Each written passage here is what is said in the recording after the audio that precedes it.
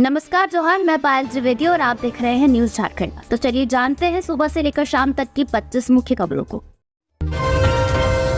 देवघर में 3 मंजिला पुरानी इमारत गिरी, 2 की मौत, 9 को निकाला गया, कुछ अब भी फंसे, एनडीआरएफ का रेस्क्यू जारी।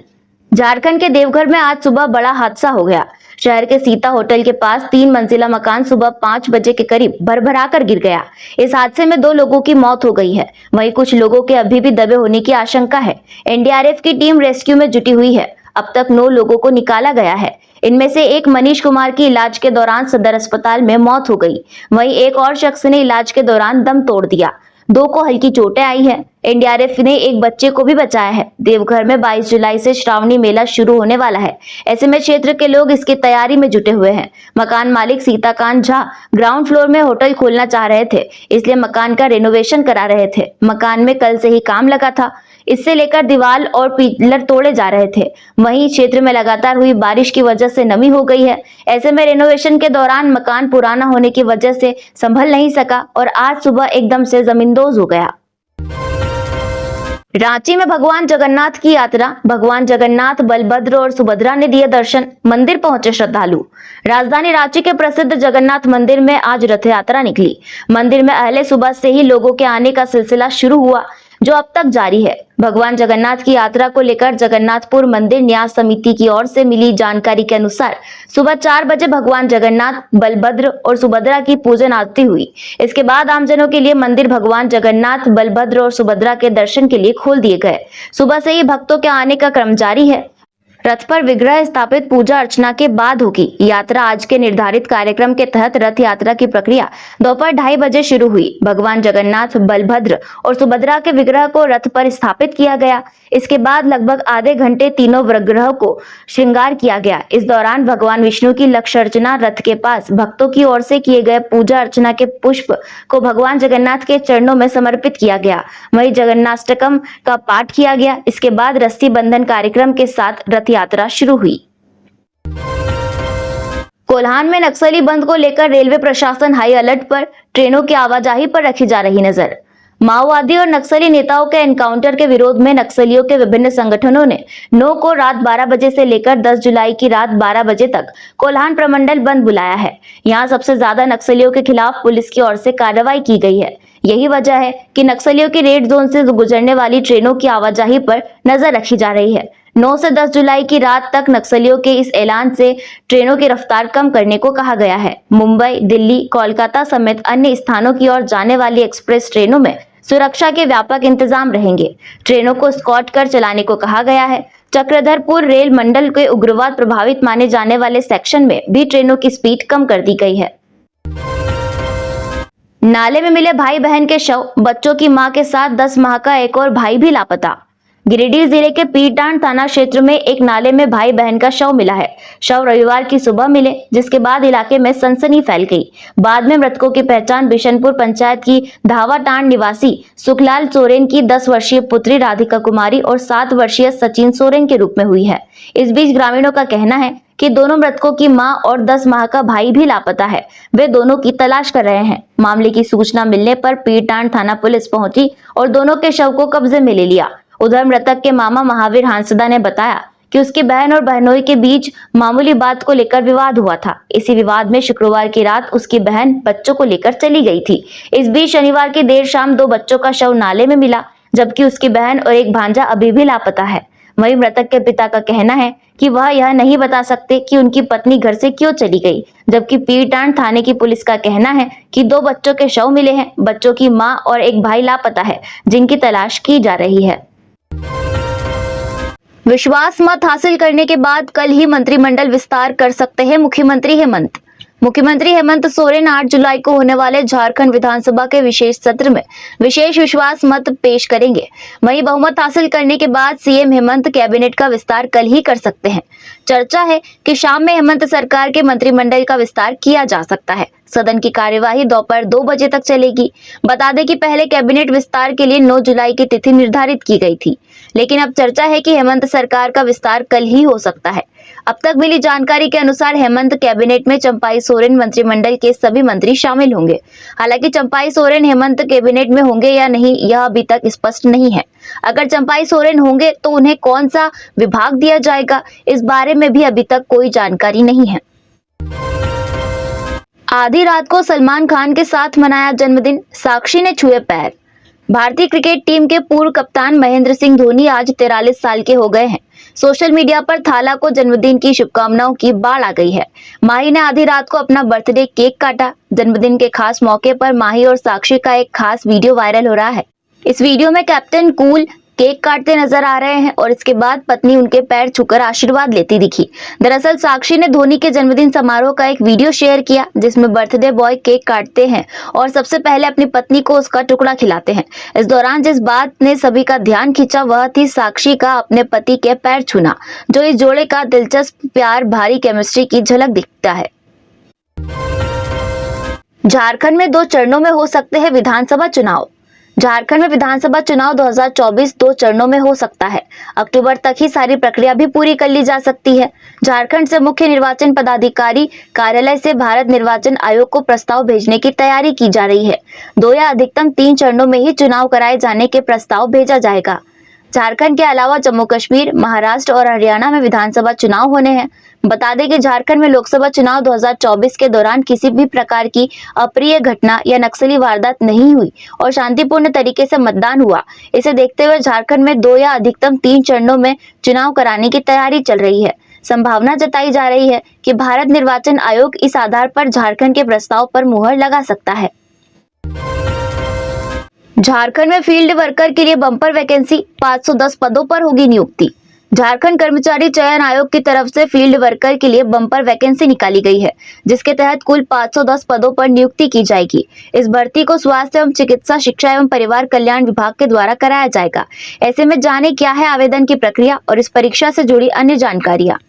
झारखंड कर्मचारी चयन आयोग द्वारा फील्ड वर्कर की वैकेंसी के लिए आवेदन 1 अगस्त से शुरू होगा और आवेदन पूर्ण रूप से ऑनलाइन माध्यम से होगा। फॉर्म भरने की आखिरी तारीख 31 अगस्त निर्धारित की गई है। जेएसएससी द्वारा लाए गए इस फील्ड वर्कर की नियुक्ति के लिए आवेदन करने हेतु उम्मीदवारों को किसी भी मान्यता प्राप्त संस्थान से 10वीं की परीक्षा पास करना अनिवार्य है। इसके अलावा बात करें अगर उम्र सीमा की, तो इस पद के लिए आवेदन करने के लिए कम से कम उम्र 18 साल और अधिकतम उम्र 35 साल होनी चाहिए। झारखंड में अभी मानसून सामान्य, 12 जुलाई से बारिश का अलर्ट। आज 1-2 जगहों पर हो सकती है बारिश, आकाशीय बिजली गिरने की भी आशंका। राजधानी रांची सहित पूरे राज्य में अभी मानसून सामान्य स्थिति में है। राज्य के अलग अलग हिस्सों में हल्की से मध्यम दर्जे की बारिश हुई है। मौसम विभाग के आंकड़े के मुताबिक बीते 24 घंटे में झारखंड के 30 अलग अलग हिस्सों में बारिश हुई है, जिसमें गोड्डा जिले के महगामा में सबसे अधिक बारिश हुई। यहाँ 80.8 मिलीमीटर बारिश हुई। मध्यम दर्जे की बारिश के बाद मौसम साफ हो जाने से तापमान में सामान्य बढ़ोतरी हुई। सबसे अधिक तापमान सरायकेला का 35.3 डिग्री तो सबसे कम तापमान 23.9 डिग्री रांची का रिकॉर्ड किया गया। बीते 24 घंटे में कहीं भी भारी बारिश नहीं हुई है। मौसम विभाग ने 12 जुलाई तक मध्यम दर्जे की बारिश का पूर्वानुमान लगाया है। इस दौरान वज्रपात की भी आशंका व्यक्त की है। मौसम के बदलते मिजाज की संभावनाओं को देखते हुए आज के लिए ब्लू, कल से 10 जुलाई के लिए ग्रीन और 11 से 12 जुलाई के लिए ब्लू अलर्ट जारी किया है। दूसरे राज्यों में छिप नहीं पाएंगे अपराधी, हवाई जहाज से जाकर दबोचेगी जांच टीम।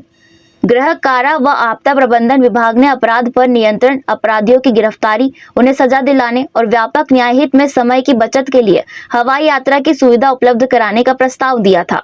प्रस्ताव में कहा गया था कि सुरक्षा के दृष्टिकोण से अपराधों की जांच करने वाली पुलिस टीमों को वायुयान यात्रा की अनुमति दी जाए। इस पर राज्य सरकार ने निर्णय लिया है कि इस सुविधा का उपयोग तभी किया जाए जब यात्रा का गंतव्य बिंदु सड़क मार्ग से 400 किलोमीटर से अधिक हो, बशर्ते हवाई यात्रा से पूर्व विभाग के अपर मुख्य सचिव या प्रधान सचिव या सचिव से अनुमति प्राप्त करना अनिवार्य होगा।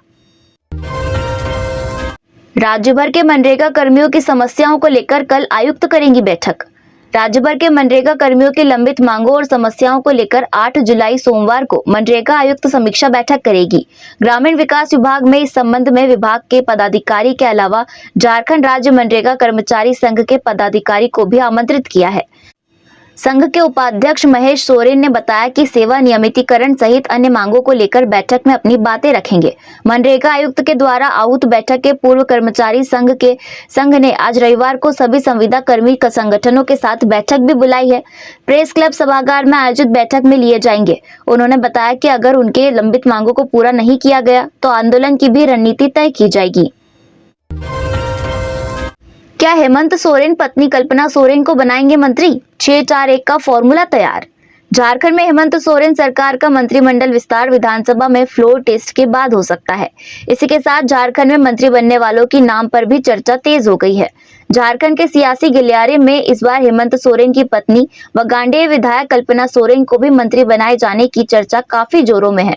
मंत्रिमंडल विस्तार पर जेएमएम प्रवक्ता मनोज पांडे की माने तो इस बार जेएमएम से एक नए मंत्री का चेहरा सामने आ सकता है। दरअसल हाल के दिनों में हेमंत सोरेन के जेल जाने के बाद कल्पना सोरेन जिस तरह से झारखंड की राजनीति में एक्टिव हुई है, उसके मुताबिक आने वाले दिनों में उन्हें निश्चित तौर पर उन्हें एक बड़ी जिम्मेदारी दी जा सकती है। हालांकि मनोज पांडे इस बारे में कहते हैं कि अंतिम फैसला गुरुजी और हेमंत सोरेन ही लेंगे। खूंटी में सीएम एक्सीलेंस स्कूल के हॉस्टल में 11 साल की बच्ची की मौत, डेंगू से मौत का दावा, कुछ भी कहने से कतरा रहे अधिकारी। सीएम एक्सीलेंस स्कूल के छात्रावास में रह रही तोरपा की 11 वर्षीय बच्ची की मौत हो गई। बच्ची की पहचान मोनिका होरो के रूप में हुई है। बच्ची अम्मा पकना स्थित उलिहातू गांव की रहने वाली है। बताया जा रहा है कि उसे बुखार था और उसे सदर अस्पताल भेजा गया था, लेकिन वहां से उसे रिम्स रेफर कर दिया गया, लेकिन रिम्स में बच्ची की मौत हो गई। बच्ची की मौत डेंगू से होने का दावा किया जा रहा है, लेकिन कोई अधिकारी इस मामले पर कुछ भी खुलकर बोलने को तैयार नहीं है। हालांकि खूंटी के योजना पदाधिकारी कुंदन कुमार ने मौत की पुष्टि की है। उन्होंने कहा कि उन्हें सूचना मिली है कि एक बच्चे की मौत हुई है। बताया जा रहा है कि बच्चे को डेंगू हुआ था।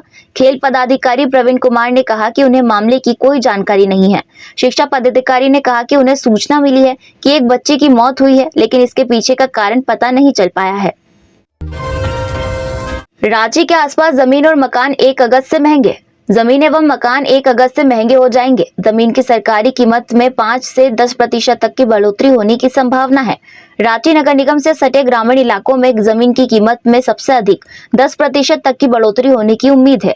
मिली जानकारी के अनुसार 90% इलाकों में 5% की वृद्धि की जा सकती है।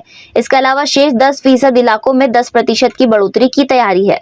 इसके अलावा अपार्टमेंट में 10 और मकान में 5% की बढ़ोतरी की जा सकती है। सरकार के निर्देश पर प्रत्येक 2 वर्षों में जमीन और मकान की कीमत का मूल्यांकन किया जाता है। यह नियम वर्ष 2018 से लागू हुआ। इस बार भी नए सिरे से मूल्यांकन तय करने की प्रक्रिया प्रारंभ है। नीट यूजी काउंसलिंग की तारीख अभी तय नहीं, केंद्र सरकार का बयान। नीट यूजी काउंसलिंग टालने को लेकर आ रही खबरों पर प्रतिक्रिया देते हुए केंद्र सरकार ने कहा कि अभी काउंसलिंग की तारीख तय नहीं है। कथित रूप से काउंसलिंग 6 जुलाई से शुरू होने की सूचना से छात्रों के बीच भ्रम को देखते हुए सरकार ने स्पष्टीकरण दिया है। माना जा रहा है कि सुप्रीम कोर्ट का रुख देखकर काउंसलिंग की तैयारी का फैसला होगा। सुप्रीम कोर्ट ने पहले कोई सुनवाइयों में नीट यूजी काउंसलिंग को रोकने से इनकार किया था। स्वास्थ्य मंत्रालय ने शनिवार को कहा कि यह देखा गया है कि नीट यूजी काउंसलिंग स्थगित करने की खबरें प्रसारित हो रही है। यह स्पष्ट किया जाता है कि नीट यूजी काउंसलिंग की तारीख अभी तक अधिसूचित नहीं की गई है, इसके लिए स्थगित होने की खबर गलत है। मेडिकल काउंसलिंग कमेटी जल्द ही वेबसाइट पर आधिकारिक नोटिस जारी कर सकती है। पूर्व सीएम चंपाई सोरेन की तस्वीर लगी 44 लाख झोलों को लेकर विभाग असमंजस में। 22 लाख लोगों के बीच बांटे जा चुके हैं। गरीबों को राशन देने के लिए झारखंड के पूर्व सीएम चंपाई सोरेन की तस्वीर और राज्य सरकार का लोगो लगे 66 लाख झोले बनवाए गए थे। सूचना एवं जनसंपर्क विभाग की ओर से 14 प्रति झोला की दर से इसे प्रिंट कराया गया था, जिस पर करीब 9.24 करोड़ रुपए खर्च हुए थे। इन झोलों पर चंपाई सोरेन की ओर से स्वीकृत योजनाओं का विवरण लिखा है। इन झोलों में करीब 22 लाख झोले गरीबों को राशन के साथ बांटे जा चुके हैं। अब भी 44 लाख झोले नहीं बांटे गए हैं। सीएम बदल जाने के कारण खाद्य आपूर्ति विभाग इसे वितरण को लेकर संशय में है। पहली बार आचार संहिता के कारण झोलों का वितरण नहीं हो पाया था। आचार संहिता समाप्त होने के बाद झोलों का वितरण शुरू हुआ तो मुख्यमंत्री बदल गए। झोलों पर चंपाई सोरेन की तस्वीर लगी है। जानकारी के अनुसार इसमें भी कई डीलरों ने अभी ग्राहकों को झोला नहीं दिया है। दीवार से टकराई थाने की जीप, 3 पुलिसकर्मी घायल। राजधानी रांची के बरियातू थाना क्षेत्र के चाचा पराठा के पास शनिवार देर रात करीब 2 बजे बरियातू थाना की पुलिस जीप अनियंत्रित होकर दीवार से जा टकराई। हादसे में ड्राइवर सहित 3 पुलिसकर्मी घायल हुए हैं। घायलों में ड्राइवर अशोक उरांव, जमादार उदयकांत और एक अन्य जवान शामिल है। सभी को रिम्स अस्पताल में भर्ती करवाया गया है। अड़की में घर की दीवार गिरने से एक की मौत, एक घायल। बुंडू अड़की थाना क्षेत्र के पूर्णा नगर गांव में घर की दीवार गिरने से एक की मौत तथा एक युवक घायल हो गया। घटना युधिष्ठिर प्रमाणिक की पत्नी 35 वर्षीय बिनोता देवी घर का दीवार गिर गई, जिसने दबने से पूरी तरह से घायल हो गई। घायल को रिम्स अस्पताल में रेफर किया गया है, जहां रिम्स में आज पहले सुबह उनकी मौत हो गई। इस घटना में उनका बेटा रुपेश प्रमाणिक 15 वर्ष गंभीर रूप से घायल है, जिसका इलाज रिम्स में चल रहा है। बताया जाता है कि क्षेत्र में मानसून के प्रवेश के बाद घर की कच्ची दीवारों में पानी प्रवेश कर गया था। इसके बाद दरार आने के बाद वह गिर गई। घटना के वक्त माँ बेटा दोनों निद्रा अवस्था में थे। इधर घर में सभी का रो रो कर बुरा हाल है। विनोता देवी के घर में बड़ा बेटा 18 वर्ष महादेव प्रमाणिक, छोटा बेटा 10 वर्ष विशाल प्रमाणिक को छोड़कर चली गई है। गोड्डा में बिजली के लिए जल सत्याग्रह, ग्रामीणों ने ईसीएल के खिलाफ किया प्रदर्शन। गोड्डा जिले के लोहड़िया में ईसीएल द्वारा बिजली नहीं दिए जाने से नाराज ग्रामीणों ने जल सत्याग्रह किया। इस दौरान सैकड़ों ग्रामीणों ने तालाब में उतरकर विरोध प्रदर्शन किया। लोहड़िया गांव ईसीएल राजमहल परियोजना से सटा हुआ है, जहां ब्लास्टिंग के कारण अधिकांश घरों में दरारें आ गई है। आए दिन हादसे होते रहते हैं। ग्रामीणों का कहना है कि जब ईसीएल प्रबंधन सीएसआर के तहत सभी प्रभावित गांवों को मुफ्त बिजली मुहैया कराता है, तो लोहड़िया के साथ सौतेला व्यवहार क्यों किया जा रहा है। साथ ही 14 जुलाई तक अल्टीमेटम दिया गया है। कीरीबुरु के मेन मार्केट निवासी बच्चे की डिमना में करंट लगने से मौत। कीरीबुरु के मेन मार्केट निवासी सह कबाड़ी कारोबारी जितेन गुप्ता का 8 वर्षीय पुत्र निहाल गुप्ता की रविवार को सुबह करंट लगने से मौत हो गई। यह घटना जमशेदपुर के डिमना क्षेत्र की बताई जा रही है। घटना की खबर पाकर मृतक के परिवार के अन्य सदस्य कीरीबुरु से जमशेदपुर के लिए रवाना हो गए हैं। पारिवारिक सूत्रों के अनुसार उक्त बच्चा डिमना क्षेत्र स्थित अपने आवास में परिवार के साथ रहता था। पास के मैदान में 7 जुलाई की सुबह खेलने गया था। उस मैदान में किसी लोहे के ग्रिल में करंट था। ग्रिल में बच्चे के सटने से करंट लग गया और घटना स्थल पर ही उसकी मौत हो गई। इस घटना से पूरे परिवार में मातम व कोहराम छा गया है। विभिन्न जिलों में तैनात 10 एसआई का विशेष शाखा में तबादला, आदेश जारी। विभिन्न जिलों में तैनात 10 एसआई का तबादला विशेष शाखा में किया गया है।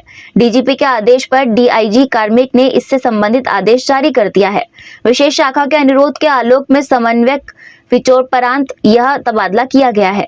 इसमें बोकारो जिला बल में तैनात एसआई अशोक कुमार सिंह, प्रद्युमन सिन्हा, रांची जिला बल में तैनात एसआई अभय कुमार ओझा, बंधन तिर्की, सुनील कुमार, जमशेदपुर जिला बल में तैनात एसआई जीत वाहन महतो, विराज हेम्ब्रम, धनबाद जिला बल में तैनात एसआई रणवीर कुमार सिंह, सुक्का उरांव और साहेबगंज जिला बल में तैनात अनिल उरांव का तबादला विशेष शाखा रांची में किया गया है। संबंधित एसएसपी और एसपी को अविलंब विरमित करने का आदेश दिया गया है। साथ ही अनुपालन प्रतिवेदन भी मांगा गया है। तो ये थी झारखंड की टॉप बड़ी खबरें। इसी तरह झारखंड की तमाम बड़ी खबरों से अपडेट रहने के लिए हमारे चैनल न्यूज झारखंड को सब्सक्राइब करें, साथ ही बेल आइकन को प्रेस करें ताकि हमारे चैनल से जुड़ी सारी जानकारी आपको मिलती रहे। धन्यवाद।